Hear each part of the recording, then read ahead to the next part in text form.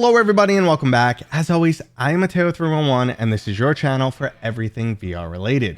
So today we are checking out the brand new VR Brawler Paint the Town Red, which is releasing on March 14th for all major VR platforms.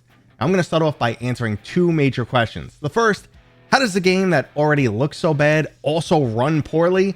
And also, why isn't this at least fun?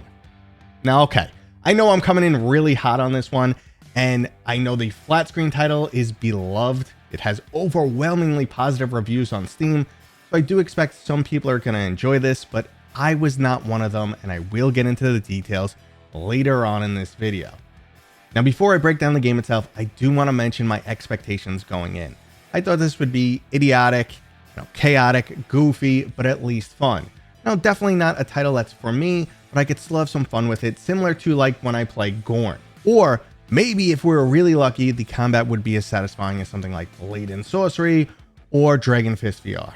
But unfortunately, in practice, it's not even as good as Gorn in my opinion.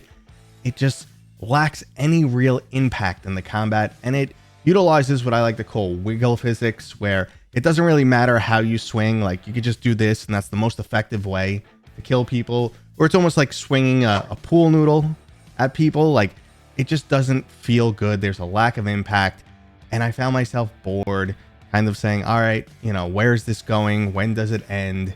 And there's really not much to it, but let's break it down for the people who are still interested. There are multiple different gameplay modes, and there were a few items that I did really enjoy, but it just wasn't enough to sell me on the full package.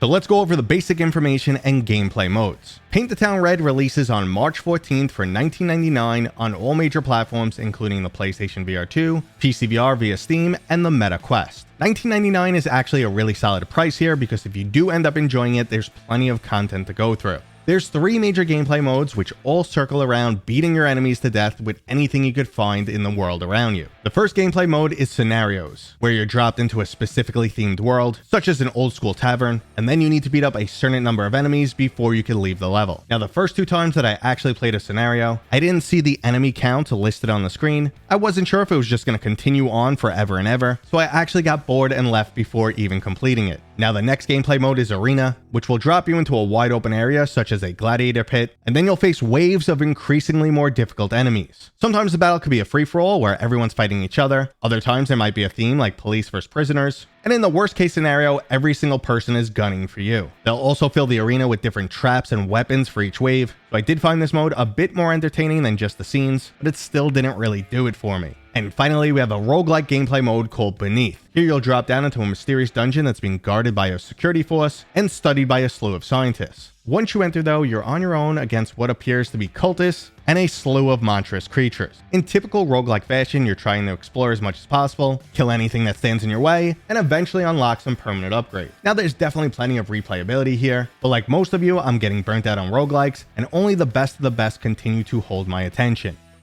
Now, I know I've been crapping on this game pretty hard throughout the review, so let's pause a minute and let me talk about the things that I actually really liked.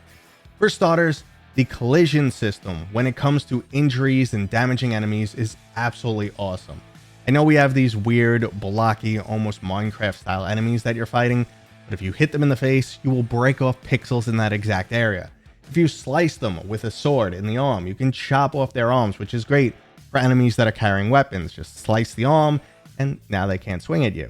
So it's really amazing what they did with that type of damage system. It's really cool to double stab someone in the belly and just see pixels flying out of them. But it still wasn't satisfying enough. Additionally, I do like the power-ups that you get.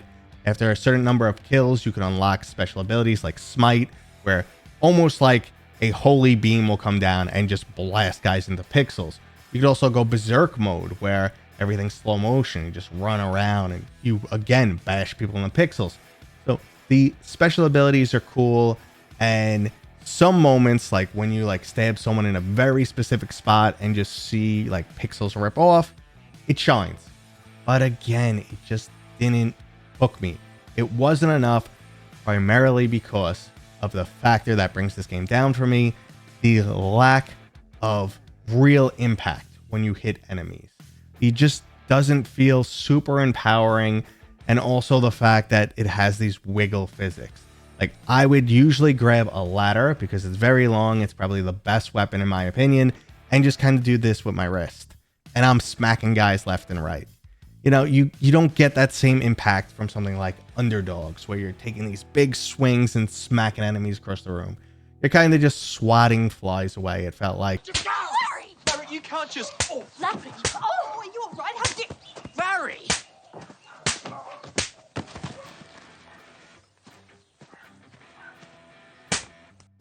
Okay, so let's not stretch this video out longer than it needs to be and just go over my overall verdict and recommendation. If you're someone who enjoys games like Gorn and Drunken Bar Fight, you may enjoy this title. I can't say for sure. For me, the lack of impact in the combat lost me, but other people may end up loving this. Now, if you are one of those people, the game is an excellent value. $19.99 is the right price tag for the amount of replayability you'll get. Now, before I drop a review score, I just wanted to give you guys a few reminders. Both Meta and Steam have a refund policy, so if you want to try the game for under 2 hours and find out if it's right for you, that is an option. Unfortunately, that isn't available on the PlayStation VR 2. And finally, I just wanted to mention that I started this video talking about how the game ran poorly for me, and my playthrough was on a Quest 3. Obviously, the experience can vary based on the hardware you're using, and sometimes I see pretty significant differences between the press version I get and the final release version. Now, when it comes to a review score, I'm going to give this game a 7.1, gaining the majority of its points for its overall value. If this is a game you like, there's plenty of content here. Now, I dropped a lot of points in the fun factor. It just wasn't fun for me, but if it's fun for you, this might end up being a great game that you love jumping into time and time again. Additionally, on my 10-point scale, 7 might sound high to some people. However, anything under a 6.5 is just a failed game. A 7 is a title that, if you like the genre, that's something that's really your style, you'll have fun with it. That's how I usually feel. 8s are when you're getting into games that have broader mainstream appeal, pretty much everyone likes them, and 9 are the solid titles that even if you're not a fan of the genre, you still end up loving the game. That's how it goes, guys. Okay, I hope you enjoyed this. If you have any additional comments or questions about this game, drop them in the comments. I'll do my best to answer you. And that was today's video, brought to you by my dad, Mateo311. If you enjoyed it, please go ahead and give it a thumbs up. And if you're new here, Consider subscribing. consider subscribing. Consider subscribing. Consider subscribing. Consider subscribing. We'll see you guys on next time. We'll see you guys on next time.